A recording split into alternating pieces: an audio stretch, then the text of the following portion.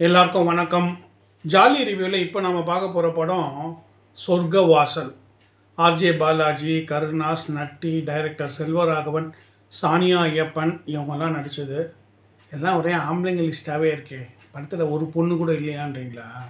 கடைசியாக சொன்னல சானியா ஐயப்பன், அவங்க தான் கதாநாயகி. இந்த சொர்க்கவாசல்ன்ற பேரை கேட்டவுடனே நமக்கு 2 மேட்டர் ஞாபகம் வரும். ஒன்று, மேலே போனோம்னா அங்கே என்ட்ரன்ஸ்லேயே ரம்பா, மேனகா, ஊர்வசிலாம் குத்தாட்டம் போட்டுக்கிட்டே வாங்க மச்சான் வாங்கன்னு பாடிக்கிட்டே பாடி ஸ்ப்ரே தெளித்து நம்மளை வரவேற்பாங்கன்னு சொல்லுவாங்க. அதை எவனும் பார்த்ததில்ல. இன்னொரு மேட்ரு, வைகுண்ட ஏகாதசி அன்னைக்கு காலங்காத்தால் குளிச்சுட்டு பெருமாள் கோயிலுக்கு போனோம்னா அங்கே நமக்காகவே ஒரு ஸ்பெஷல் கேட்டு திறந்து வச்சுருப்பாங்க. அதில் பச்சை கலர் ஸ்கெட்சில் சொர்க்க வாசல் அப்படின்னு எழுதி வச்சுருக்கோம். அந்த வாசல் வழியாக உள்ளே போய் பெருமாளை கும்பிட்டுட்டு வெளியே வரும்போது சுட சுட வெண்பொங்கல் தருவாங்க. நம்ம வீட்டிலேருந்தே சட்னி சாம்பாரை செஞ்சு ஒரு யூஸ் அண்ட் த்ரோ பாட்டிலில் போட்டு எடுத்துன்னு போயிட்டோம்னா திவ்யமாக அங்கேயே உட்காந்து நாஷ்டா வேலையே முடிச்சுட்டு வந்துடலாம். வீட்டுக்கு வந்தால் சொர்க்கம் மாதிரி ஒரு தூக்கம் வரும். ஆனால் இது அதுவும் இல்லை. இந்த சில்லறை திருடன்லேருந்து ஜில்லா கேடி வரைக்கும் அடைச்சி வைப்பாங்கள்ல ஜெயிலு, அதை தான் அவங்க சொர்க்க வாசல்னு சொல்கிறாங்க. நியாயமாக பார்த்தா நரக வாசல்னு சொல்லியிருக்கணும். நெகட்டிவ் சென்டிமெண்ட்டு, எவனும் படம் பார்க்க வர மாட்டான்னு பாசிட்டிவாக சொர்க்க வாசல்னு வச்சுருக்காங்க. அப்போயும் எவன் படம் பார்க்க போனான்? அதுதான் படம் ரிலீஸ் ஆனானிலேருந்து புயல் ஒரு காட்டிட்டு போயிடுச்சு. சரி வாங்க நம்ம சொர்க்க வாசல் கதைக்குள்ளே போவோம். ஆர்ஜே பாலாஜி நல்லா ருசியாக சமைப்பார். அவர் கைப்பக்குவத்துக்கு மயங்கியே அவரோட தள்ளுவண்டி கடைக்கு நிறைய கஸ்டமர்ஸ் வருவாங்க. க்யூவில் வெயிட் பண்ணி சாப்பிட்டுட்டு போவாங்க. ஏன்னா அவர் வைக்கிற குழம்பு அந்த மாதிரி.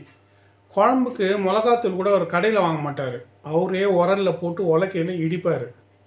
மிளகாத்தூளை உலக்கையில் இடிக்கிறதெல்லாம் ஒரு மேட்ரு. அதெல்லாம் ரிவ்யூவில் சொல்லணுமான்னு பார்க்குறீங்களா? அதில் ஒரு முக்கியமான மேட்டர் இருக்குது. தினமும் வியாபாரம் முடிஞ்சு அவங்க அம்மாவை பத்திரமா எடுத்துன்னு வந்து வீட்டில் விட்டுட்டு நான் கேப்டன் விஜயகாந்த் படத்துக்கு போகிறேன்னு சொல்லிட்டு கிளம்பிடுவார். அவங்க அம்மா என்னையும் கூட்டிகிட்டு போடா அப்படின்னு கெஞ்சுவாங்க. நீங்களாம் அங்கே வரக்கூடாதுமா அப்படின்னு சொல்லிட்டு கிளம்பிடுவார். ஆக்சுவலாக அவர் கேப்டன் படத்துக்கு போகல, அவர் கேர்ள் ஃப்ரெண்ட் வீட்டுக்கு போகிறாரு. அங்கே போய் லிவிங் டுகெதர் பண்ணுறாரு. தப்பாக ஒன்றும் இல்லை, அவங்கள தான் அவர் கல்யாணம் பண்ணிக்க போகிறாரு. அதனால் ஒரு ட்ரைனிங் மாதிரி போக்குவரத்துமாக இருக்கார். இந்த கருமத்துக்கு கல்யாணமே பண்ணியிருக்கலாமே அப்படின்றீங்களா? அதுக்கு ஒரு லாஜிக் வச்சுருக்காரு. ஒரு தள்ளுவண்டிக்காரனாக கல்யாணம் பண்ணிக்கிறத விட ஒரு ஹோட்டல் ஓனராக கல்யாணம் பண்ணிங்கன்னா இன்னும் கொஞ்சம் கெத்தாக இருக்கும்ல. அதனால் ஒரு ஹோட்டல் ஆரம்பிக்கணும்னு பிளானிங்கில் இருக்கார். அவருக்கு அந்த ஏரியாவில் இருக்கிற ஒரு கவர்மெண்ட் ஆஃபீஸரு பேங்க் லோன் வாங்கிறதுக்கு ஹெல்ப் பண்ணுறாரு.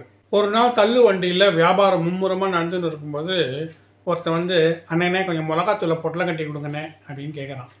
தள்ளு வண்டியிலே அவன்னா மிளகா பொடி கேட்பானா? லாஜிக் இடிக்குதேன்றீங்களா? கேட்டவனுக்கு அந்த லாஜிக் தெரில, என்ன பண்ணுறது. ஆனால் ஆர்ஜே பாலாஜி கொடுக்கல. மிளகாத்தூள்லாம் கொடுக்க முடியாது, வேணால் குழம்பு வாங்கிப்போ அப்படின்றாரு. ஆனால் அவங்க அம்மா தான் பாவப்பா கஸ்டமர் ஆசைப்பட்டு கேட்குறாருல, கொஞ்சம் கட்டி கொடுத்தனுப்புன்னு பொட்டலம் கட்டி கொடுத்தனுப்புகிறாங்க. அன்றைக்கி வியாபாரத்தை முடிச்சுட்டு வரும்போது ஆர்ஜே பாலாஜியோட ஹெல்ப்பர் காக்கா கோபால், ஏம்பா அந்த ஆஃபீஸர் வீட்டில் குழா ரிப்பேராக காலையிலே சொன்னார்ப்பா ப்ளம்பர் அனுப்ப சொல்லி அப்படின்றாரு. ஏயா இந்நேரத்துக்கு எந்த ப்ளம்பர் கிடைப்பான், நானே போகிறேன்னு ப்ளம்பிங் சாமான்லாம் எடுத்துகிட்டு ஆர்ஜே பாலாஜி அந்த ஆஃபீஸர் வீட்டுக்கு போகிறாரு. அந்த வீடு ஜிலோன்னு இருக்குது. சரி ரிப்பேர் பண்ண வந்த குழா வீட்டுக்கு வெளியே தானே இருக்குதுன்னு இவரே வீட்டுக்குள்ளே போய் ரிப்பேர் பண்ணிவிட்டு வெளியே வராரு. அப்போ பக்கத்து வீட்டில் இருந்த ஒரு மிலிட்ரி ஆஃபீஸரு தூக்கம் வராமல் ரோட்டை பார்த்துட்ருக்காரு. அவர் ஆர்ஜே பாலாஜியும் பார்த்துடுறாரு.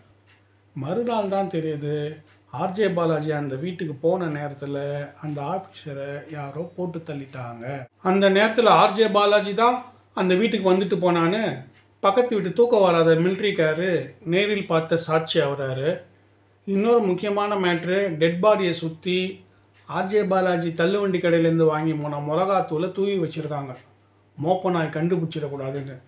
1-1-2ன்னு சிம்பிளாக ஒரு கணக்கை போட்டு ஸ்டேஷனுக்கு ஆர்ஜே பாலாஜியை கூப்பிட்டுட்டு போய் பெண்டு நிறுத்துறாங்க. அவர் தான் கொலைகாரன்னு ஜெயிலையும் போட்டுடுறாங்க.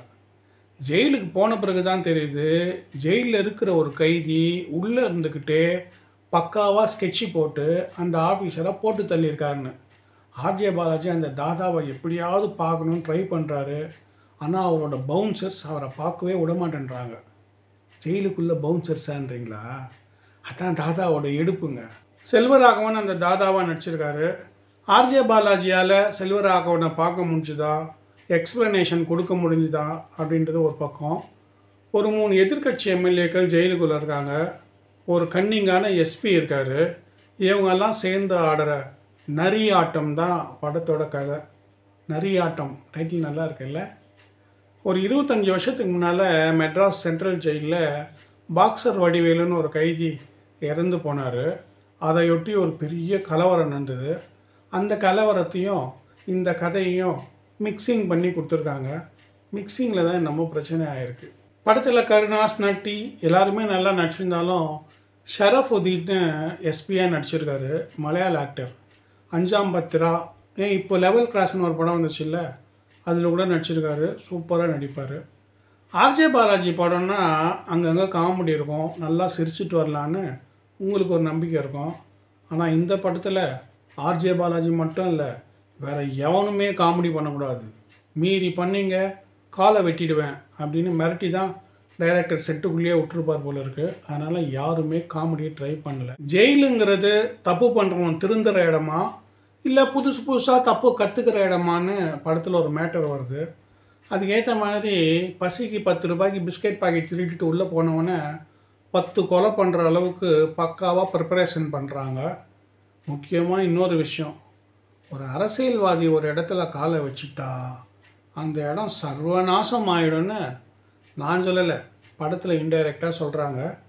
உங்களுக்கு டைம் இருந்தால் பாருங்கள், ஓடிடியில் வரும்போது.